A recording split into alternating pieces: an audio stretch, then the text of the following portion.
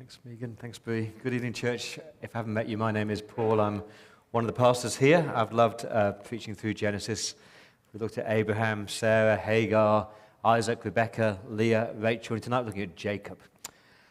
I'll begin with a quote from my favourite pastor and theologian, Spurgeon. He says this, if Christ be anything, he must be everything. If Jesus Christ be anything in your life, he must be everything in your life. He doesn't want part of you, he wants all of you. Rest not till love and faith in Jesus be the master passions of your soul. And you read that and you think, oh, well, that's a bit full on, Paul. That's a bit full on faith for me. People sometimes say to me, Paul, I don't mind that you're a Christian, but please not one of those full on Christians. As if my relationship with Jesus can be anything but full on. As if Jesus shouldn't shape every single part of me. So if you've met Jesus Christ, he doesn't want a bit of you, he wants the whole of you. He wants your life to be shaped by his will and his ways and his decisions and his desires. It's a bit like a wheel and a hub. In a wheel, you've got the hub at the center and you've got all these spokes coming out. And I keep meeting Christians who they do know Jesus, they do love Jesus, but Jesus is kind of like just one spoke in their wheel.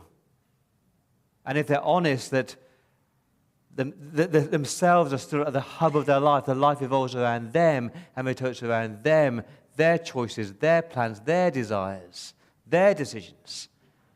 It's a bit like Jesus is kind of the side salad or the portion of fries that you add to the main course. But if you believe in Jesus, he refuses to be the side salad. He wants to be the hub of your life. He wants to shape everything about you, your choices, your relationships, your work, your passions, your purposes. It should be all about Jesus. If Jesus is anything, he must be everything to you. Don't you want to be like that, where you want to talk like Jesus and think like Jesus? You want to invite Jesus to reveal sin in your life. You want to invite Jesus to reveal the temptations. You want to invite Jesus to show all the ways that you're conforming to the patterns of the world. You want to just surrender everything to Jesus. Now, to be honest, Jesus was not the hub of my life for the first 10 years I was a Christian. For the first 10 years I was a Christian, I did believe in Jesus. I could quote Bible verses, but I wasn't living them. Oh, I was at Bible college by now, but Jesus was kind of a spoke of my life, not the hub of my life. And then God broke me, and God humbled me, and God took me to this place of pain where I had nothing but Jesus, and I had to learn to say, God, your grace is sufficient for me. And that was the moment in my life where I actually truly encountered Jesus. And those Bible verses I could quote, I started to have to believe and live. And I didn't just have a shallow relationship with Jesus, I had this deep, personal, intimate relationship with Jesus. And God has broken me many times since, and it's never pleasant, but each time I have a deeper, richer relationship with Jesus. And I think you know the difference between a spoke Jesus and a hub Jesus. You know the difference. That those people, when you meet them, they just can't stop talking about Jesus. Jesus oozes out of them. It's all about Jesus. And you might say, oh, that's a bit full on. No, it's not full on. That's the kind of life that God wants you to live, and it's so beautiful. So tonight we're looking at Jacob. Remember, Jacob's a nasty piece of work. I said before, Jacob is cold, calculating, callous, self-serving, self-seeking, heartless, horrible ratbag. But God loves him. He's this walking example of grace. And tonight we're going to look at these two encounters where he encounters God, but they are quite different. The first encounter I've called shallow faith. He meets God, but it's a shallow, superficial, surface-level faith. He does have faith. He does meet God. It is saving faith, but it's not transforming faith. He knows the promises of God, but it doesn't live them. So flick back to Genesis 28, verse 10. This stairway to heaven. Genesis 28, verse 10. Jacob left Beersheba and set out for Haran. Remember, he's fleeing his brother Esau. He's deceived his brother of his birthright and his blessing. He's fleeing for his life. And often when you're trying to flee, God finds you. Verse 11, when he reached a certain place, he later names that place Bethel, which means house of God. And you read that word Bethel, you think, oh, that sounds beautiful. It wasn't a beautiful place, it was a barren place. The last place you'd expect God to hang out. Anyway, he stops for the night because he's tired. The sun has set, and he grabs a stone and makes a makeshift pillow, perhaps for comfort, perhaps for protection. And you've got this picture of Jacob, and he's all alone in the pitch darkness. I imagine looking up at the sky, and he's supposed to say, when I consider the works of your hand, God, what are we that you're mindful of us, God? But he doesn't do that. He doesn't even bother to reach out to God. It's God who reaches out to him. And I hope you know that's true, that you don't reach out to God, but God reaches out to you. And just as Jacob starts to close his eyes for sleep, God opens his eyes to reveal who God is. Verse 12, Jacob had a dream. God speaks to Jacob in a dream because God can do that, you know. I'm not saying that every dream is God speaking to us, but God can speak in dreams. He often speaks in dreams. Please don't discard dreams. I don't know why God chose to speak to Jacob in a dream. I don't know why. Perhaps God had tried many different ways to speak to Jacob, but he couldn't get through any other way but through a dream. I want to say, please don't think that people who have dreams are super spiritual. Often they're the most stubborn people, and God can't speak to them in any other way. I think that's Jacob. He's stubborn, he's self-centered, he's self-serving. It's an amazing dream. Way before Led Zeppelin, in this dream, you've got a stairway to heaven. Verse 12, a stairway resting on earth with its top reaching to heaven, and angels of God were ascending and descending on it. Let me ask you, what is the purpose of stairs? Stairs enable connection. Stairs enable you to have access to places that you otherwise wouldn't have access to. And that's the purpose here. This stairway gives you access to heaven, and there are angels of God going up and down. Again, don't be scared of angels. Don't be skeptical of angels. Angels are mentioned in 34 books of the Bible, 103 times in the Old Testament, 165 in the New Testament. They're just God's messengers because God is interested in our lives. He is interested in the heavenly beings grabbing our attention. Not just the angels. God himself is there in verse 13. There above the stairway stood the Lord, stood Yahweh, the covenant-speaking, keeping God. And he's about to speak to Jacob. Now, what do you think God's going to say to Jacob? What would you say to someone who has schemed, lied, manipulated, stolen, been cold, callous, and conniving? I think my first words would be, how dare you, you rotten scoundrel. You made your bed, lie in it. There are consequences, you know, Jacob. That's the way that we speak as human beings, but it's not how God speaks. When God speaks, he speaks words of grace and kindness and promise. Look at verse 13. He says, I am the Lord, the God of your father Abraham, the God of Isaac. I will give to you, Jacob, you ratbag, I'll give to you this land. Verse 14, your descendants will be like the dust of the earth. You'll have many descendants, Jacob. And all people on earth will be blessed through you, you scumbag, Jacob. It's the same promise he made to Abraham and Isaac of a land, of a nation, and of blessing. Now God in his grace speaks those words to a selfish, scheming sinner. And it blows your mind, but that's what grace does, isn't it? God promises blessing to somebody who's been disobedient and deceptive. No conditions, no obligations, just pure, gracious promises. And it doesn't stop there. The next promises that God makes are the key to Jacob's life. He should have been transformed by them. These are the tangible promises that he should have lived by, but he didn't. Verse 15. God promises this: I am with you, Jacob. I'll watch over you, Jacob, wherever you go. And I will bring you back to this land. I will never leave you, Jacob, until I've done what I have promised you. They're extraordinary promises of God. God is promising this wretched ratbag his presence with him. He's saying, Jacob, you're never going to be alone. You might be a fugitive, you might be on the run, but I'm with you. I will not abandon you. I'll walk alongside you. I'll be like your shade at your right hand. C.S. Lewis says this: we may ignore, but we can nowhere evade the presence of God. The world is crowded with God. He walks everywhere incognito. The promise of his presence, of his protection: I will watch over you, he says. Not like the scary security cameras that make you feel guilty all the time. This is God's hand of protection and care.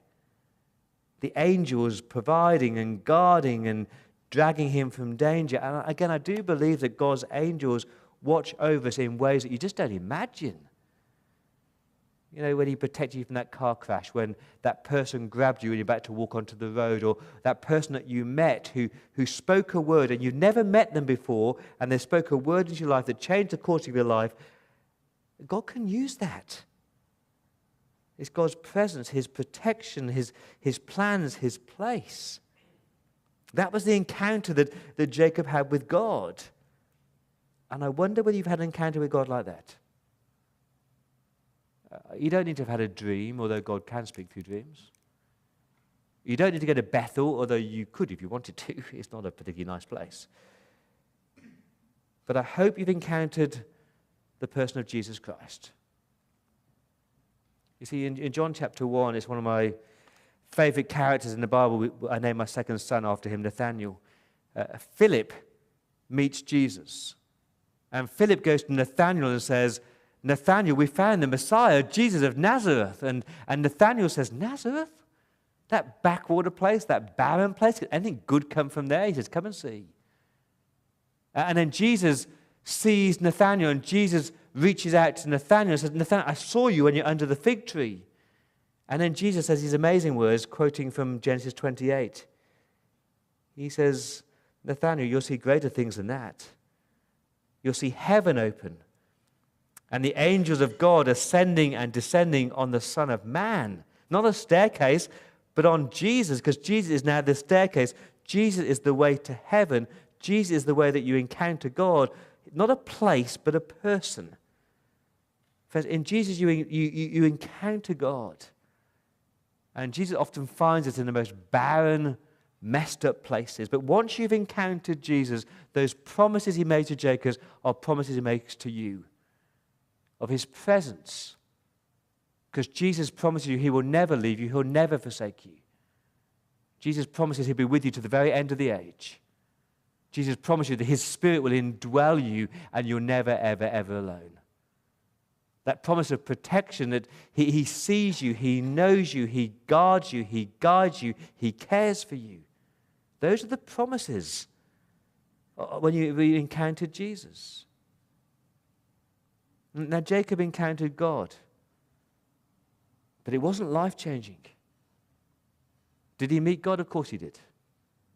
Would Jacob have gone to heaven if he died right then? Of course he would. But it was surface faith. He became more spiritual, and I'm sure that Jacob would have started going to church and reading his Bible, but he still conformed to his old nature. And way, way, way too many Christians are like that. We're satisfied with this superficial, shallow encounter with Jesus. What am I on about? Look at verse 20. 28, verse 20. Then Jacob made a vow. That's always a bad thing to do. Jacob made a vow saying, if God will be with me, and if God will watch over me on this journey I'm taking, and if God will give me food to eat and clothes to wear, so that I return safely to my father's household, then the Lord will be my God. And then this stone that I've set up as a pillar to be God's house. And then I'll give you a tenth. See what he's saying? God, if you show up for me. God, if you do this for me, if you prove yourself to be true, God, then I'll worship you. It's like he's putting God to the test. Like he's bargaining with God. He's saying, okay, God, you've made me these promises. Well, keep them. And then I'll worship you. Isn't that awful? Is that terrible? No, it sounds like most of us. God, if you give me what I really, really want, then I'll worship you. God, if you show up in my life and if you bless me in this way, then I'll worship you. God, I've given you my money, so come on, God, now give me what I want. You ever done that? Bargaining with God? Adding Jesus to your already successful life? Putting conditions on how you will worship God, depending on whether you feel God has shown up for you or not. That is Jacob. He's spiritual, but he's self-reliant, he's self-centered, he's saved, but he's not transformed. How do I know that? You've got chapters 29, 30, 31, and 32. I have no time to preach them, but here's the potted summary. In chapter 29, Jacob takes 2 wives and 2 concubines and sleeps with whoever he feels like sleeping with. A transformed man would not do that. In chapter 30, he is deceptive. He lies. He tricks again Uncle Laban with these speckled and spotted lambs. He's just selfish. He wants his own prosperity. In chapter 31, he takes his 2 wives and all his possessions and he flees at night. He doesn't tell Uncle Laban he's leaving. And then he deceives Laban again. And then he mocks Laban. And when Laban has the audacity to confront him, Jacob gets all self-righteous and says, no, you've wronged me. I've been the goody all along. And he's so blind to his failures and his deception. And come chapter 32, and he's about to meet with Esau, the brother that he's stolen the blessing from 20 years ago. And he tries to flatter Esau by calling him my Lord and calling himself your servant. And he tries to manipulate Esau and buy him off and pacify him by giving him this outrageous gift of all this flock and all these animals and all these cows and all these sheep, thinking, I can buy his affection. Oh, but you say in chapter 32, Jacob prays. That sounds pretty good. But look at the prayer. Chapter 32, verse 9. Then Jacob prayed, O God of my father Abraham, God of my father Isaac, Lord, you who said to me, go back to your country and your relatives, and I will make you prosper. I'm unworthy of all the kindness and faithfulness you have shown your servant. I had only my staff when I crossed this Jordan, but now I've become 2 camps. Save me, I pray, from the hand of my brother Esau, for I'm afraid he will come and attack me, and also the mothers with their children. This is the first time we hear Jacob pray. Why did he bother praying? Because now he's afraid. Because now he's in danger. Oh God, you've been so kind to me. You've blessed me in so many ways. I didn't deserve this. You've given me wives and kids, and you've watched over me. I'm not worthy of that, God. But now I'm in trouble, so please help me. Know those type of Christians? They never, ever bother to talk to God until they're desperate, until they're in need. That's what's happening in chapter 32. Jacob's met God. He knows the promises of God. He can quote the Bible verses about God's presence, God's protection, and God's plans, but he hasn't had a deep encounter with God yet. As a pastor, you can spot those people who've got surface faith, often by their prayer life, actually. When they pray, it's all theological and it's all God, God, God. It's not personal. It's not intimate. Or by the way that they're conforming to this world, not for evangelism, but because they just fit in with the world so well. Jacob needed an intimate, deep encounter with God, and he gets it in chapter 32. I've called this second encounter surrendered faith. Surrendered faith when he wrestles with God. One of my favorite lines in the whole Bible comes from Job 42. End of Job. After all the suffering, Job says this famous verse. He says, "My ears had heard of you, but now my eyes have seen you." I love that verse. My ears had heard of you. God, I knew you. I knew all about you, and I had a relationship with you, and my ears had heard all these truths about you, but now my eyes have seen you. Now I've truly encountered you. Now you've really broken me, God, and you've humbled me so I can see you face to face. And God had to break Jacob, and maybe God needs to break you. Growing up in our household, we had things called the nutcrackers.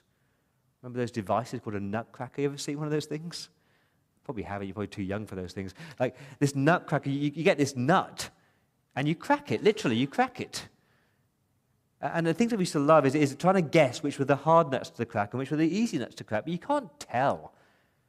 Some nuts that look hard are really easy. Some that look easy are really quite hard.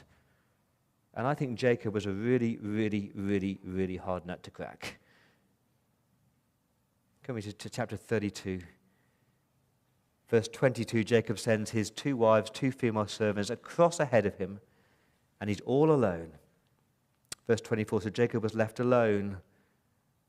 That's often how God works, when you're by yourself, when no one else is around, when no one except God is there. Jacob was left alone, and a man wrestled with him till daybreak. The first wrestling match in history. Jacob with this strange man. Who is this man? Spurgeon says this: I suppose our Lord Jesus Christ did here, as on many other occasions, assume a human form. Who is this man? It is the pre-incarnate Christ. It's a theophany. It's God himself. This is not Jacob wrestling with God in prayer. This is not Jacob seeing a man think, I'm going to pick a fight with him. This is God coming down to fight Jacob, to wrestle with Jacob. This is God bringing Jacob to a place of surrender. This is God cracking the nut. This is God breaking Jacob until he's got rid of his self-reliance, his self-sufficiency, his scheming and his plotting, and he's saying, stop fighting, Jacob. And that's the encounter that we all need. Verse 25, but when God, the pre-incarnate Christ, saw that he could not overpower Jacob, he touched the socket of Jacob's hip. So his hip was wrenched as he wrestled with the man. And that's a confusing verse. What it's saying here, of course God could overpower Jacob. Of course he could. What he's saying here is that God saw how stubborn Jacob was. God saw that Jacob would not give in easily. He saw how entrenched Jacob was to his scheming and his deceiving and his old way of life. He needed to break him, and he loved him enough to do that. And so he touched the socket. Not a tender touch, but a tough touch. The hip socket. Why the hip? Because if your hip is broken, you can't run anymore. And I think he's saying, Jacob, please stop running. You spent your whole life thinking you're in control, running away from family, running away from friends, running away from me. Now it's time to stop, Jacob. Stop it. Come on. Rely on me. Depend on me. Verse 26, then the man said, let me go, for it's daybreak. This is about to finish now, Jacob. The sun's coming up. And Jacob replied, I will not let you go unless you bless me. Hosea chapter 12 unpacks that for us. Jacob is weeping for this blessing. He's desperate for this blessing. He just wants God to bless him. And that's the change. That Jacob has been reduced to the point where he is so dependent and so weak, he's got nothing but God. He can't fight anymore. And I love that. He had to get to the point where he was utterly helpless. Before Jacob could be delivered from Esau, he had to be delivered from himself. Jacob needs to learn that his greatest enemies were not his angry brother Esau or his angry uncle Laban. His greatest enemy was who? Himself. His self-reliance, his self-seeking, his self-dependence. And God loved him enough to break him. And maybe that's you here tonight. Maybe you've been fighting and running at God and limiting what God could do and thinking you are ultimately in control of everything. And maybe God needs to break you. How do I know he's changed? Well, he gave Jacob a new name. Verse 27. God, the man, asks Jacob, Jacob, what is your name? He's really asking, who are you, Jacob? Jacob, he answered. Remember that word Jacob means deceiver, cheater, liar, heel grabber. That's who Jacob is admitting to who he is. God would not allow Jacob to cover up who he was anymore. He had to get to that point where he's willing to admit all his failures and his faults. I am the liar. I am the deceiver. That's who I am, he's saying. And then the man says, verse 28, your name will no longer be Jacob. You're no longer the man that you once were. Your name now is Israel. It could mean he struggles with God. I think it means God rules. God rules your life now, Jacob, not you. Jesus is your Savior and your Lord now. And verse 30, Jacob called that place Peniel, saying, it's because I saw God face to face. I've had a face-to-face encounter with the Holy God, and yet my life was spared. And do you know the first place he sees the face of God? The first place that Jacob sees the face of God is in the next person that he meets, and the next person that he meets is called Esau. He's about to come face to face with the brother he's lied, cheated, and deceived and hasn't seen for 20 years. What does Jacob deserve from Esau? Punishment? Hatred? Payback? And Esau has every right to say, you think you could waltz into my life after 20 years and buy me off with some wretched cows and sheep? You think that you can waltz back into my life, I'm just going to forgive you like that? That's what you expect, but what do you get? 33 verse 4. Esau ran to meet Jacob and embraced him. He threw his arms around his neck and he kissed him, and they wept. And Esau is like the father in the prodigal son story who threw his arms around him, kissed him, and wept. It's full forgiveness. It's free forgiveness. He's like the face of God, undeserved love and undeserved kindness and undeserved acceptance. That is the grace of God. Remember the story of the man who is about to be released from jail after spending his time in prison? But he doesn't know whether his parents have forgiven him and will accept him back. He's brought so much shame to this family. So he writes to mum and dad, said, please don't come to the jail. I don't know whether you love me. I don't know whether you've forgiven me. But what we do is this. I'm going to be released on this Thursday, and I'll catch a bus home. I'll catch a bus back to the village. And if you love me, and if you forgive me, and if you accept me, just tie a yellow ribbon on that old oak tree in the village. And so when I drive into the village, if I see the ribbon there, I know that you have forgiven me, and I'll get off the bus and I'll come home. But if not, that's okay, I understand. And a Thursday comes and he's released from jail, he gets onto the bus, and I don't know how he's feeling, but he's driving to this village, and as the bus turns a corner into the village, this man just puts his head in his hands. He can't bear to look at the old oak tree. And then he looks up at the old oak tree and he starts to sob and sob and sob because there's no yellow ribbon on the old oak tree. There's no yellow ribbon because the old oak tree is covered in yellow dusters and yellow blankets and everything yellow you can think of. Because mum and dad are saying, of course we forgive you, and of course we accept you, of course you welcome you home. We love you. And that's what Jesus is saying to you tonight. That's what God says to Jacob. Of course I forgive you. Of course I love you. You've seen the face of God, and the face of God is the face of forgiveness and acceptance and reconciliation and love, and please never doubt that. But if you've encountered the forgiveness of Jesus, if you've encountered the love of Jesus, if you've seen Jesus face to face, and you've experienced that depth of his intimacy and his love, it can't help but change you. There's no such thing as a shallow faith. If Christ is anything, he must be everything to you. What I love about this Jacob story is that he's got this ongoing limp. Verse 31, the sun rose above him as he passed Peniel, and he was limping because of his hip. That constant reminder that he is loved by God and forgiven by God and accepted by God, and God has promised his presence and his provision and his protection and his incredible place. I wonder what it was like just to spend your entire life with a limp. As I said before, God has broken me on many occasions. In the year 2000, he stripped me of my pride. I felt like I've got a limp on my right hip because of that. Never really goes away, and I'm thankful for that, because pride is ugly. In 2005, just after we started Church by the Bridge, he broke me again and stripped me of my self-sufficiency, and that was painful. I felt like I got a limp on my left hip this time.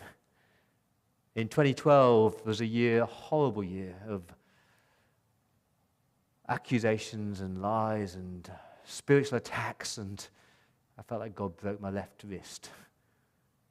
And then 2022, last year, as you know, was a terrible year for me. I felt God was stripping away of all human support. Say, do you really believe that I'm enough, Paul? And God sort of broke my right wrist this time, and they've never healed, and I'm thankful they haven't healed. Because it's a constant reminder to me that God really is enough. And pride is horrible. And Christ is sufficient. Get rid of your self-sufficiency. I don't know how he's broken you, but that constant reminder of the ways that he's broken you, like the thorn in your flesh, that reminds you that you are weak, but his grace is sufficient for you. So I really hope you've encountered Jesus in this life-transforming way. So when people say to me now, Paul, you're so full on for Jesus, I now say, yeah, thank you. Thank you so much, because I am. Is there any other way but to be full on for Jesus? Now, what did Spurgeon say? Let's get that quote back up again. If Christ is anything, he must be everything. If Christ be anything to you, he must be everything. And that's my prayer for 7 p.m. church tonight. Let me pray.